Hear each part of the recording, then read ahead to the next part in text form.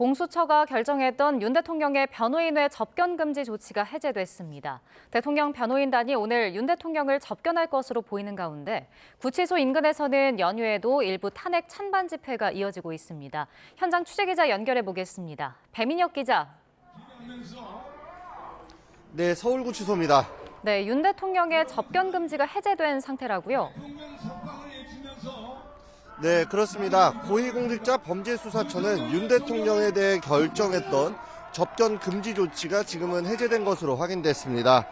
앞서 공수처는 가족이나 외부 인사와의 접촉으로 인한 증거인멸 등이 우려된다며 이 같은 조치를 취했습니다.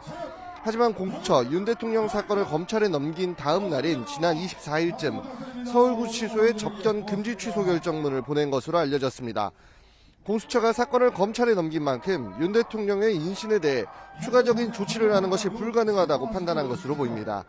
접견 금지가 해제되면서 이제 윤 대통령은 변호인 외에 다른 사람들과도 만날 수 있게 됐는데요.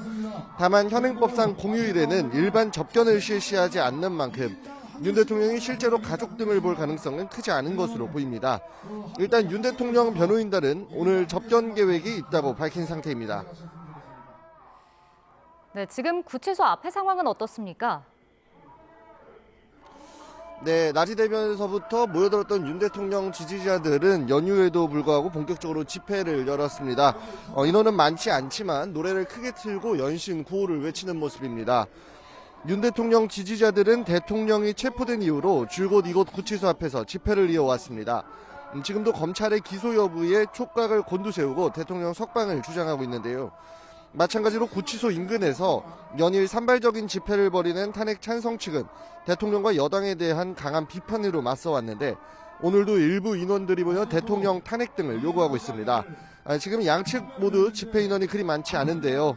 만약 검찰이 오늘 윤 대통령을 구속 상태로 재판에 넘기게 된다면 지지자들이 다시 결집할 가능성도 있는 만큼 경찰은 만일의 사태 대비해 기동대 4개 부대를 투입해 경계태세를 이어가고 있습니다. 지금까지 서울구치소에서 YTN 배민혁입니다.